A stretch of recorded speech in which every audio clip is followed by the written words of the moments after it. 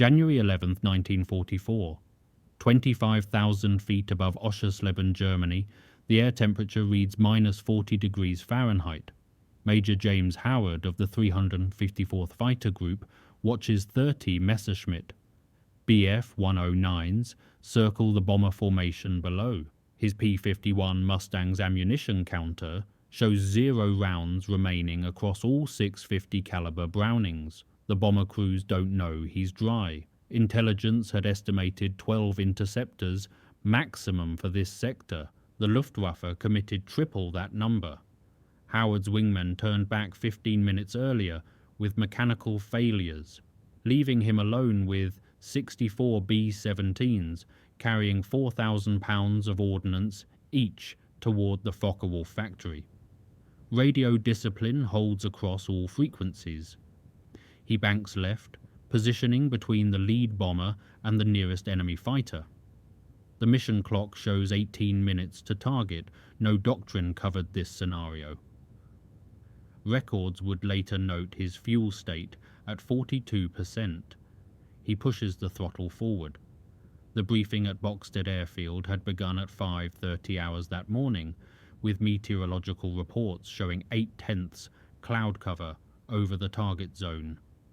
Major Howard studied the reconnaissance photographs spread across the planning table, each image marked with estimated flak positions and known Luftwaffe bases within intercept range. The 354th Fighter Group would escort 64 B-17 flying fortresses of the 8th Air Force's 401st Bombardment Group to Oschersleben, deep in German industrial territory. Intelligence officer Captain Reynolds traced the route with his finger across the map, his words clipped and precise. Expect moderate resistance until the IP, heavy concentrations beyond that point. The initial point marked where bombers would begin their final approach. Howard made notes in his leather logbook, numbers and headings that would guide 3 squadrons through defended airspace. Outside the Nissen hut, ground crews worked in pre-dawn darkness, their flashlights cutting through fog as they loaded ammunition belts into the Mustang's wing bays. Each P-51 carried 180 rounds total, divided among 6 Browning M2 machine guns. The 50 caliber rounds gleamed dully in the artificial light, brass casings linked in precise sequence. Technical Sergeant Morrison ran his hand along the belt feed mechanism, checking for kinks or moisture that might cause jamming at altitude. The temperature on the hardstand measured 38 degrees, cold enough to stiffen hydraulic fluid and thicken engine oil. Engines would need extended warm-up time before takeoff. Morrison marked completion times on his clipboard as each aircraft passed final inspection. The sound of compressed air hissed from pneumatic tools as armament crews torqued barrel retention nuts to specification. Everything moved with practiced efficiency, each action logged and verified. By 07:15 hours, 18 P-51s stood ready on the flight line, their Packard-built Merlin engines ticking as coolant contracted in the early morning air. Howard completed his pre-flight walk-around, checking control surface movement and fuel cap security. His parachute harness settled across his shoulders with familiar weight as he climbed into the cockpit. The instrument panel glowed softly with radium-painted gauges: airspeed, altitude, manifold pressure, oil temperature. He set the altimeter to field elevation, 214 feet above sea level, and verified compass heading against the runway alignment. Radio check confirmed clear reception on all tactical frequencies. The tower controller's voice came through his headset, calm and measured. Raker leader, you're cleared for line-up and takeoff. Wind 040 at 8 knots. Howard acknowledged and advanced the throttle, feeling the Mustang surge forward as 1,200 horsepower pulled against the brakes. Takeoff occurred in 3 ship elements at 20-second intervals, each aircraft lifting precisely as airspeed reached 110 miles per hour. The Mustangs climbed at 180 knots indicated, ascending through scattered cloud layers at 4,000 feet. Howard maintained radio silence, using hand signals to direct his flight into loose formation. The English countryside spread below, patchwork fields giving way to coastal defences as they crossed outbound over the channel.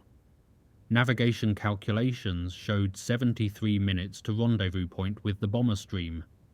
He trimmed the aircraft for cruise climb, adjusting rudder and elevator tabs until control forces balanced. Fuel flow gauges indicated normal consumption at 68 gallons per hour.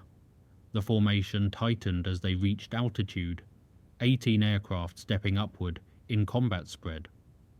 At 08:47 hours, Howard spotted the bomber formation, 20 degrees left and 5,000 feet below.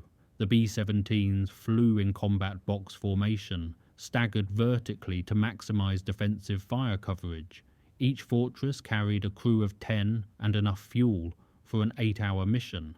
Their combined bomb load totaled 256,000 pounds of high explosive and incendiary munitions.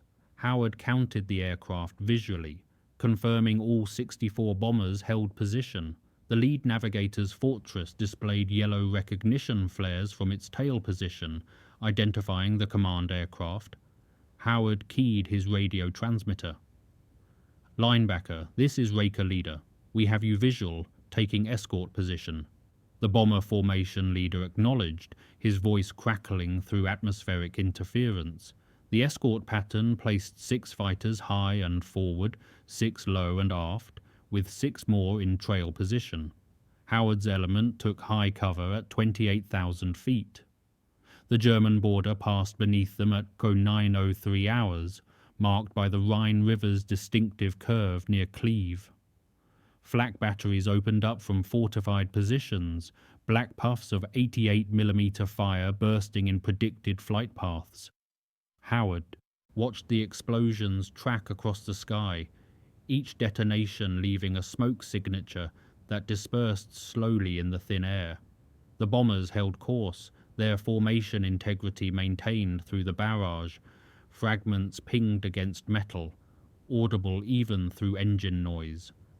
One B-17 in the low squadron trailed white vapor from its number 3 engine, but continued without dropping from formation. Howard scanned constantly, checking 6 o'clock position and high sun quadrants where enemy fighters preferred to attack. His hands moved automatically across controls, maintaining position while his eyes swept the sky in systematic patterns learned through 27 previous missions. At 09:18 hours, the first enemy contact appeared 15 miles northeast of their position. The radar operator aboard the lead bomber transmitted coded warning. "Bandits, Angels 29er, bearing 045. Howard spotted them seconds later, a formation of dark specks climbing through scattered cloud. He counted quickly, 12 aircraft in 3 4-ship flights, Messerschmitt Bf-109Gs, identifiable by their angular silhouettes and yellow nose markings. The German fighters climbed aggressively, clearly intending to engage before the bomber stream reached its target. Howard called positions over the radio, his voice steady and factual. "Raker elements, bandits high right, closing." The escort formation shifted, high cover dropping to meet the threat while trail elements climbed to fill the gap. The first pass came fast and steep, German fighters diving through the bomber formation with deflection shots that traced glowing lines across the sky. Return fire from 50-50 caliber turrets created a lethal crossfire pattern. One Bf-109 pulled up hard, trailing black smoke from its radiator. Another rolled inverted and dove away, pursued by 2 Mustangs from Howard's second element. The engagement scattered across 10 cubic miles of airspace, individual dogfights spiraling down from altitude. Howard stayed with the bombers, holding position as his pilots engaged. Radio discipline deteriorated into urgent call-outs. "Brake right. On your 6. I'm hit." He listened to each transmission, building a mental picture of the developing fight. 3 more enemy formations appeared on the horizon, converging from different vectors. The intelligence estimate had been catastrophically wrong. By 09:25 hours, the tactical situation had shifted decisively. Howard's fuel gauges showed 68% remaining, enough for 45 minutes of combat plus reserve for return to base. But 6 of his 18 Mustangs had already broken off engagement, 2 with battle damage, 4 pursuing German fighters away from the bomber stream. That left 12 escorts against an estimated 40 enemy aircraft, with more likely inbound. The bomber formation had lost 2 fortresses, both falling from the low squadron with catastrophic damage. Parachutes blossomed beneath the formation, tiny white flowers against dark earth. Howard recalculated odds and options. The bombers would reach their initial point in 9 minutes. Maximum exposure to attack would last another 18 minutes total. His remaining pilots could maintain position, but couldn't prevent determined attacks from getting through. The mathematics of aerial combat worked against them. Chapter 3. 428 words. Act 2 and 2. At 09:29 hours, Howard's number 3 and 4 aircraft reported mechanical problems simultaneously.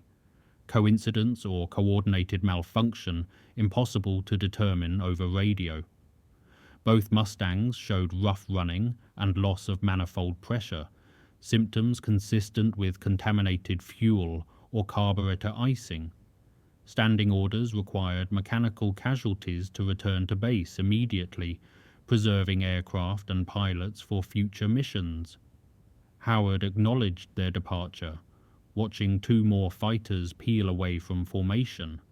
That left 10 escorts, then 8, as his second element leader radioed engine fire and began descent. The bomber formation continued steadily toward Oschersleben, unaware their protective screen was disintegrating. German fighters regrouped at distance, preparing for another coordinated assault. Howard checked his own fuel state, 64%, and ammunition counters. The Brownings had expended approximately 40% of their combat load during the initial engagement. He calculated remaining rounds at roughly 1,100 total, enough for perhaps 3 more effective firing passes. The second wave attacked from the sun at 09:34 hours, 18 Bf-109s in loose formation designed to saturate defensive fire. They came in paired elements, 1 high and 1 low, forcing the bomber gunners to split their attention. Howard engaged the nearest threat, a lone 109 pressing toward the lead bomber's vulnerable nose section. He closed to 200 yards, compensating for deflection and altitude differential, then fired a 2-second burst. Tracers walked across the German fighter's wing route. The enemy aircraft rolled hard left, breaking off its attack run. Howard followed through the turn, maintaining sight picture, but the Bf-109's superior roll rate pulled it out of his firing solution. He broke pursuit as 2 more German fighters entered his peripheral vision, both angling toward his tail position. For the next 4 minutes, Howard flew defensively, using the P-51's speed advantage to extend away from threats and then reverse back toward the bombers. His altitude varied between 26 and 30,000 feet as he traded height for speed and back again. The tactical situation degraded further. Another 2 Mustangs from his escort force broke away, one with battle damage to its coolant system, another pursuing a German fighter too far from the formation. That left 6 American fighters protecting 62 remaining bombers against approximately 30 German interceptors. The numbers had become untenable.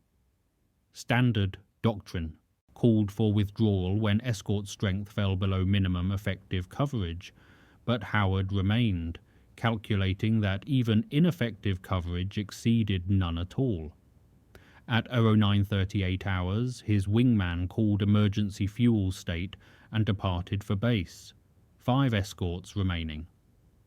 Howard flew alone now, his element gone, responsibility for an entire combat box resting on impossibly thin coverage.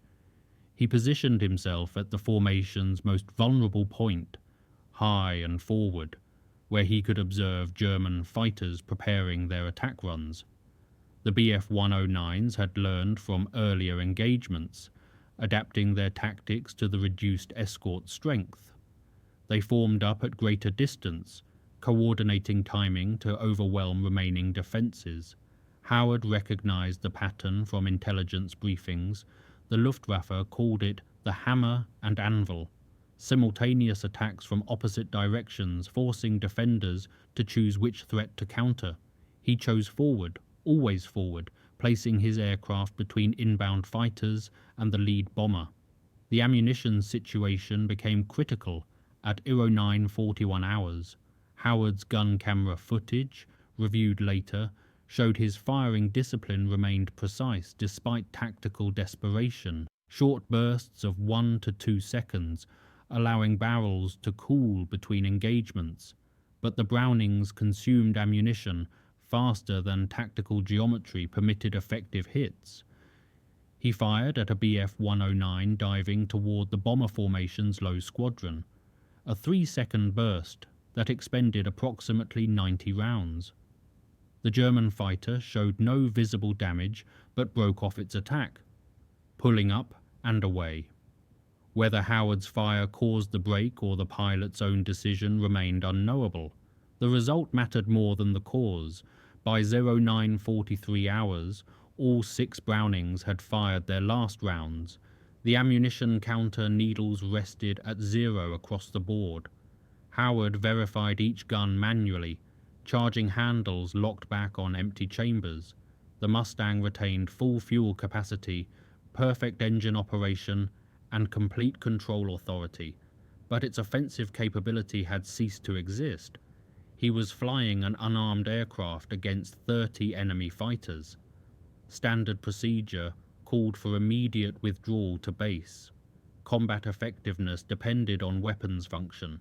No doctrine addressed this scenario. Howard checked his fuel gauges, 58% remaining, and calculated range to friendly territory. He could make base with reserve. The bomber formation flew steady below him, 17 minutes from target. Crews focused on their mission, trusting the fighters to maintain protection they could no longer provide. Howard made his decision without radio announcement or tactical consultation. He stayed. The mechanics of what followed defied standard tactical logic, but demonstrated precise understanding of aerial combat psychology. Howard positioned his Mustang aggressively, executing attack runs without weapons discharge. He closed on German fighters at high speed, forcing them into defensive breaks before reaching firing range on the bombers. The Bf-109 pilots, unable to determine his ammunition state visually, reacted to threat indicators, closure rate, attack angle, commitment level. Howard exploited their uncertainty, flying as though fully armed. He made his first unarmed pass at 09:45 hours, diving toward a pair of 109s setting up on the bomber formation's tail. He closed to 400 yards, adopting firing position, trigger discipline meaningless with empty guns. The German pilots broke hard left, abandoning their attack run. Howard pulled up sharply, bleeding speed in a vertical climb, then rolled over the top and scanned for the next threat. Luftwaffe fighters continued their attempts to reach the bombers, but Howard's aggressive positioning disrupted their timing and coordination. He flew constant offensive sweeps, his Mustang appearing suddenly in attack geometry that forced defensive reactions. The German pilots began to hesitate, uncertain whether to commit to bomber attacks with an aggressive escort fighter operating in their midst. Some attacks proceeded despite Howard's intervention, but their coordination suffered. Fighters arrived individually rather than in overwhelming waves, allowing bomber gunners to concentrate defensive fire. 3 Bf-109s fell to bomber guns during this period, their wreckage tumbling through cloud layers below. At 09:49 hours, Howard flew his most audacious maneuver. A four-ship German formation had established perfect attack position, high and behind the bomber stream, with altitude and speed advantage. They began their diving attack run, targeting the lead squadron. Howard intercepted from below, climbing at full power into their formation. He pulled lead on the trailing Bf-109, empty guns pointed precisely where rounds would have gone. The German pilot saw the P-51 closing, saw attack position established, and broke hard right. His wingman followed, disrupting the entire four-ship element. The lead pair continued their attack, but without coordination, their fire scattered and ineffective. The bomber formation absorbed minor damage and continued toward target. Fuel state at 0951 hours, 49% remaining. Time to target, 12 minutes, German fighters remaining. Approximately 26, though precise count became impossible amid the swirling engagement. The bombers reached their initial point at 0954 hours, beginning the final straight approach to Oschersleben. The lead bombardier assumed control of the formation, making small heading corrections to align with the target axis. For the next 8 minutes, the fortresses would fly steady and level, unable to take evasive action while maintaining bombing accuracy. This period represented maximum vulnerability, and the Luftwaffe commanders knew it. German fighters repositioned, climbing to altitude and forming up for concentrated assault during the bomb run. Howard counted them, visually. 24 aircraft in 6 four-ship flights, all at higher altitude with position advantage. He climbed to meet them, his Mustang's Merlin engine delivering full power at 29,000 feet. The first German formation attacked at 0956 hours, diving from 32,000 feet. Howard intercepted the lead element, flying directly into their formation with no deflection and no weapons. The closure rate exceeded 600 miles per hour. He held course until the last possible second, then broke hard left, forcing the German leader to choose between collision and abandoning his attack line. The Bf-109 pilot broke right, his wingman following instinctively. The second element continued their dive, but Howard's intervention had disrupted their timing. They arrived at bomber altitude separated by 8 seconds rather than simultaneously, allowing defensive gunners to track and engage each aircraft individually. One Bf-109 took hits in its engine cowling and spiraled away trailing white coolant vapor. Howard repeated the tactic 4 more times over the next 6 minutes, each intervention executed with precise timing and absolute commitment. He flew head-on intercepts, beam attacks, and diving passes from above, all without firing a single round. The Luftwaffe pilots grew increasingly cautious, their attack runs tentative and poorly coordinated. Some broke off early, unwilling to press through what appeared to be an aggressively flown and presumably armed escort fighter. Others maneuvered defensively, wasting fuel and position advantage in response to threats that existed only in appearance. Howard's fuel gauges read 38% at 1,000 hours. His engine temperature remained normal, oil pressure held steady at 90 pounds per square inch. Every system functioned perfectly, except the one that defined a fighter's purpose. Below, bomb bay doors opened on 61 fortresses. One bomber had fallen from formation during the approach, its number 2 engine aflame. The remaining aircraft proceeded to release point. At 1001 hours, the lead bombardier released his payload. 61 other bombardiers followed in sequence, toggling their release mechanisms as crosshairs aligned with aim point markers. 248,000 pounds of ordnance fell away from the formation, 4,000-pound loads that tumbled briefly before stabilizing in vertical descent. The fortresses lurched upward as weight left their airframes, lightened and suddenly more maneuverable. Bomb bay doors closed. The formation began a gentle turn to the southwest, heading toward home. The mission's primary objective had been accomplished. Now came the harder task of survival during withdrawal. German fighters pressed their attacks with renewed intensity during the first 5 minutes after bombs away. The Luftwaffe understood this period well. American bombers, relieved of their payload, often relaxed defensive discipline prematurely. Howard continued his unarmed intercepts, positioning between attackers and their targets. At 1003 hours, he flew through a formation of 6 Bf-109s, scattering them like startled birds. At 1005 hours, he made a head-on pass against a lone attacker, both aircraft closing at combined speed exceeding 700 miles per hour. Neither fired. The German pilot broke first, diving away and not returning to the fight. Fuel state reached 31% at 1007 hours. Howard calculated remaining endurance at 28 minutes of flight time, including reserve. Distance to friendly territory, approximately 140 miles. His navigation plotting showed the current position as 60 miles northeast of Oschersleben, well inside German-controlled airspace. Mathematical probabilities suggested he would reach base with minimal fuel remaining, assuming no further combat maneuvering and optimal cruise settings. But optimal cruise meant abandoning the bomber formation, which still faced at least 15 active German fighters. He checked the formation's progress visually. They were holding course, maintaining defensive integrity, but individual bombers showed various degrees of battle damage. 3 trailed smoke, 2 flew with visible structural damage to wings or fuselage. All continued toward England.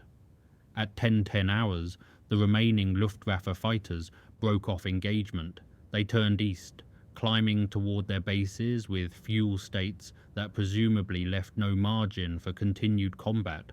Howard watched them depart, counting aircraft to assess losses. Approximately 18 German fighters remained operational from the estimated 30 that had attacked. Combat records later confirmed 6 Bf-109s shot down by bomber defensive fire, 3 damaged and 3 destroyed by earlier escort action. The sky grew quiet, bomber engines droned steadily. No more enemy contacts appeared on the horizon. Howard maintained position with the bomber formation for another 12 minutes, scanning continuously for threats that didn't materialize. At 10:22 hours, his fuel gauges read 23%. Warning lights illuminated on the instrument panel, amber indicators that fuel quantity approached minimum operational levels. He faced calculations simple in mathematics but complex in execution. Remaining fuel sufficient to reach base exceeded fuel required only if he departed immediately for direct return. Continuing escort duties would reduce his margins to critical levels. The bomber formation had reached German border territory, still exposed but nearing areas where friendly fighters might provide relief coverage. He made radio contact with the lead bomber at 10:24 hours.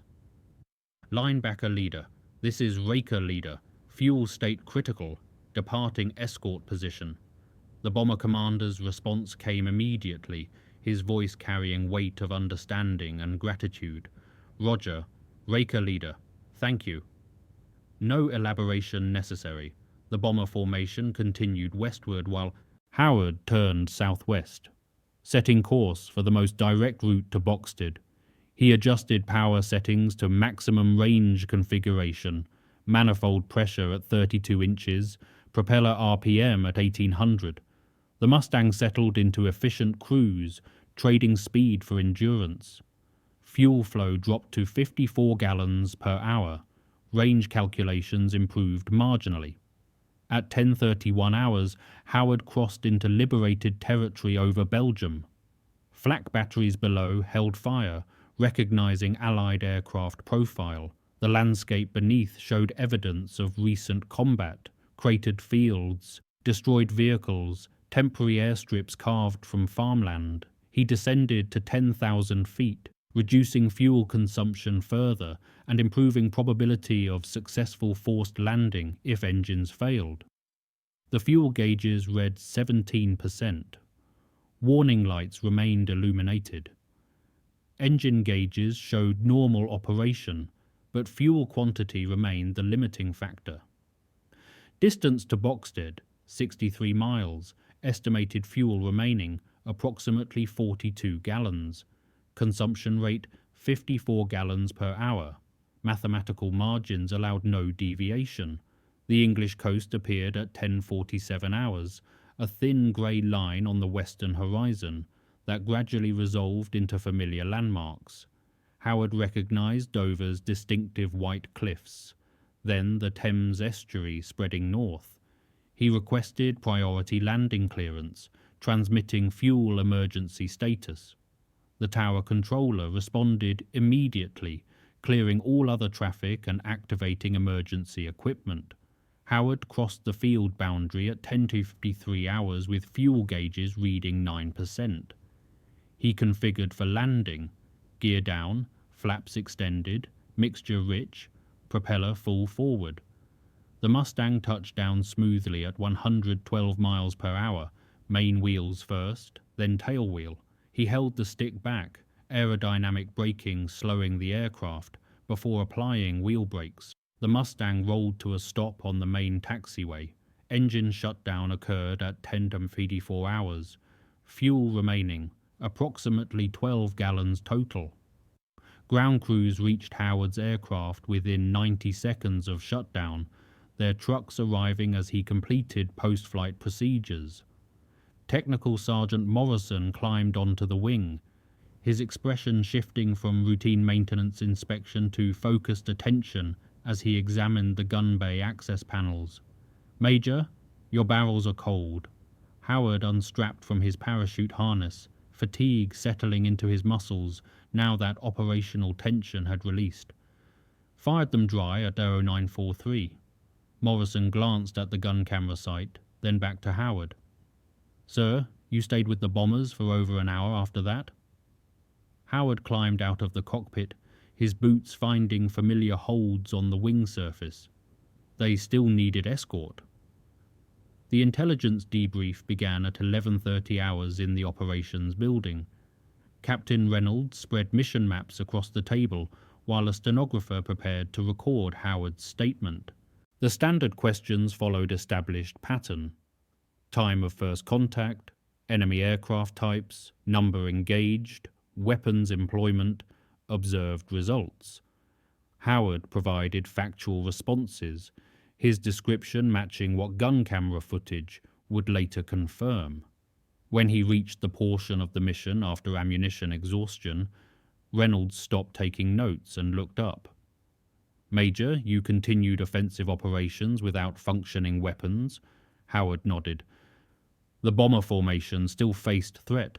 Position and maneuver remained effective, even without weapons discharge. Reynolds resumed writing, his pencil moving quickly across the page.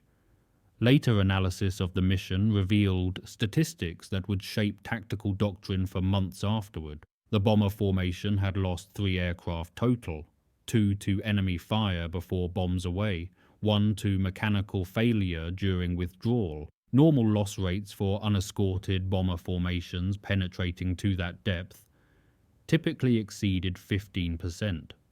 The 61 fortresses that returned to base represented 95% survival, nearly triple the expected figure.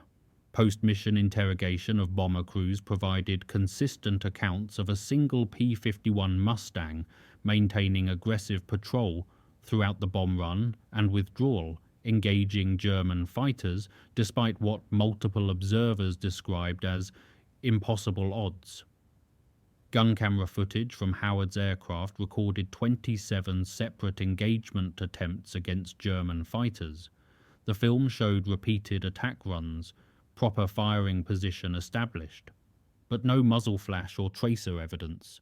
The camera continued recording throughout, capturing Howard's tactical decisions in silent documentation. Intelligence analysts reviewed the footage multiple times, attempting to correlate his maneuvers with observed German reactions. The pattern became clear. Luftwaffe pilots responded to threat indicators rather than actual weapons fire, their defensive maneuvers triggered by Howard's aggressive positioning and commitment.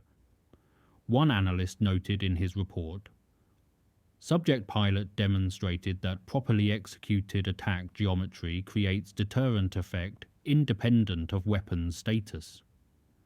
The broader tactical picture emerged over subsequent days as bomber crews completed their debriefs and 8th Air Force compiled mission statistics. The Oschersleben raid had achieved its objective, significant damage to Focke-Wulf assembly facilities, estimated to reduce fighter production by 22% for the following month. Reconnaissance photographs showed destroyed machine shops, damaged assembly buildings, and disrupted rail connections. The strategic effect justified the operational risk. But the escort performance created questions that existing doctrine couldn't adequately address. How had a single fighter maintained effective coverage against overwhelming enemy numbers? What tactical principles governed his success? 8th Air Force operations staff studied the mission data, correlating escort positions with bomber losses and German fighter effectiveness. They noted that Howard's presence had forced Luftwaffe pilots to allocate attention to escort engagement rather than bomber attack. Even unarmed, his aggressive positioning created decision points for German pilots. Commit to bomber attack while accepting potential engagement from stern, or break off and maneuver defensively.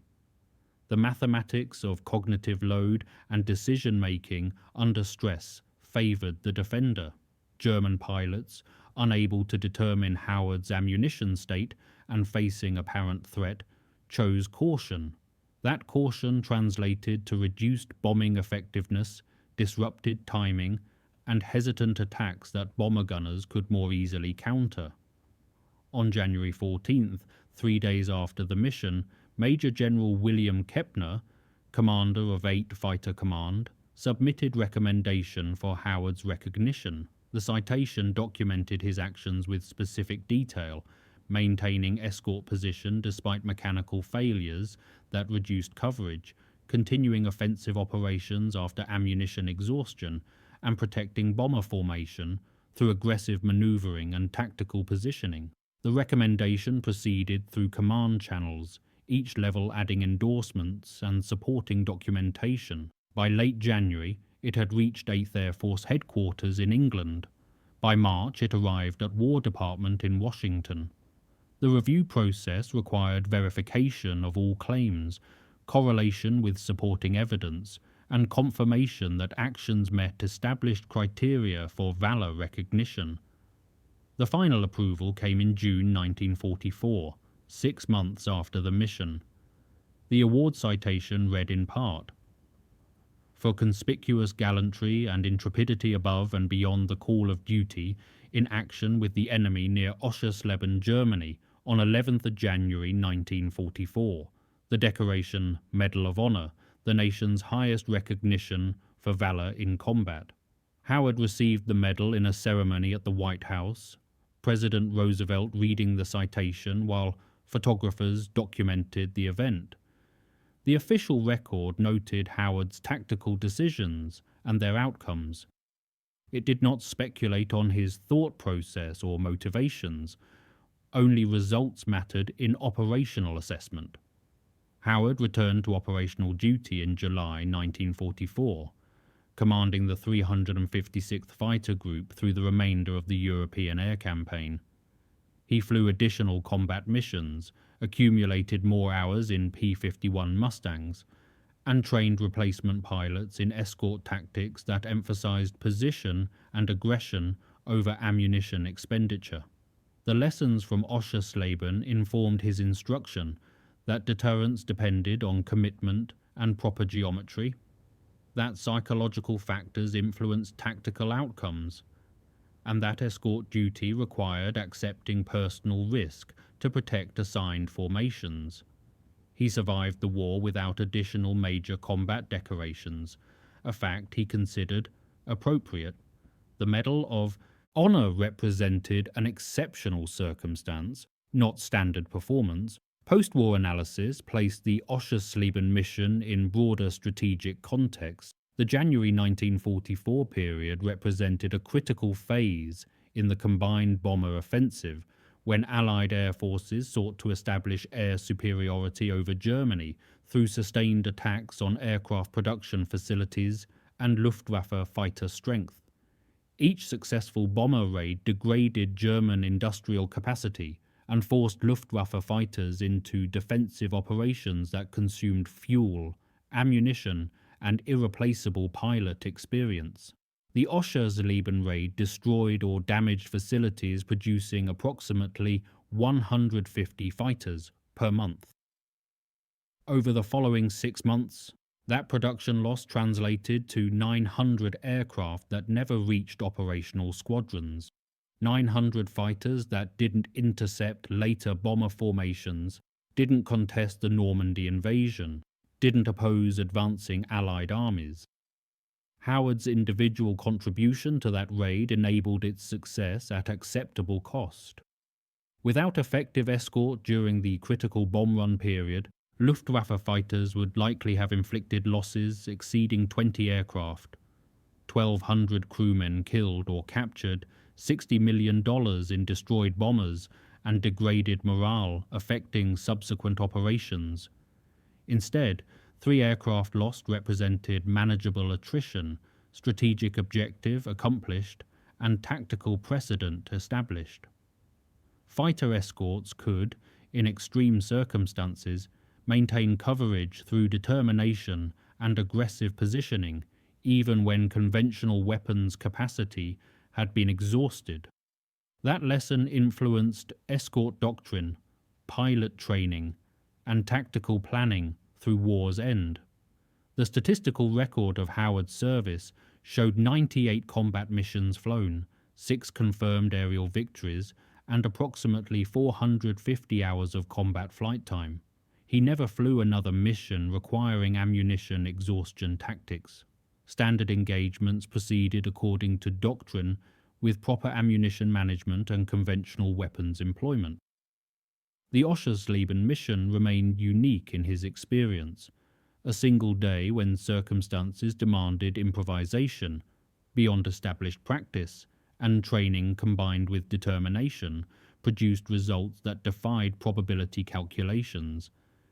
He left active duty in 1946, returning to civilian life while maintaining reserve status. His Medal of Honor citation entered permanent military archives, a documented record of extraordinary performance under conditions that tested every aspect of fighter pilot capability. The documentary evidence from January 11, 1944, occupied several filing cabinets at Air Force historical facilities. Mission reports detailed bomber routing, target coordinates, and observed damage. Intelligence summaries analyzed German fighter response and tactics. Gun camera footage captured visual record of Howard's engagement attempts. Post-mission debriefs provided crew testimony. Weather data documented atmospheric conditions. Fuel logs confirmed consumption rates and remaining quantities. Every measurable aspect of the mission existed in archived form: numbers, photographs, film, typed reports, handwritten notes. But certain elements remained beyond documentation's reach. Howard's decision process during those minutes after ammunition exhaustion, his risk assessment while calculating fuel margins, his emotional state maintaining offensive posture against overwhelming odds, these existed only in memory and later recollection, shaped by time and imperfect human recall. The official record preserved actions and results. It couldn't capture the internal experience of flying an unarmed fighter against 30 enemy aircraft. the weight of responsibility for 61 bomber crews depending on coverage he couldn't conventionally provide, or the precise thought sequence that led him to stay rather than withdraw. In later interviews, Howard provided consistent but minimal description of his decision-making. The bombers needed escort. I could still provide position. Standard procedure called for withdrawal, but circumstances weren't standard. He deflected questions about fear or courage, treating them as irrelevant to tactical analysis.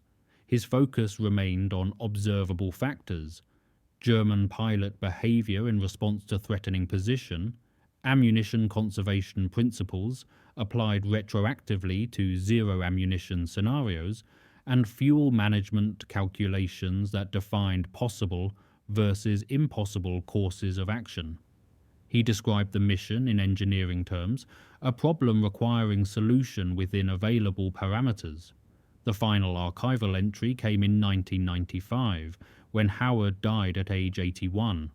Obituaries recounted his Medal of Honor action, his continued military service, and his post-war career. The mission over Oschersleben appeared in every account, reduced to summary form that captured essential facts, but not the full complexity of tactical decisions made under combat stress at 27,000 feet. Historical assessments placed his actions in context of air superiority campaigns, escort fighter development, and individual valor's role in military operations. The file remained open in academic sense, available to researchers, subject to ongoing analysis, capable of yielding new insights as tactical understanding evolved.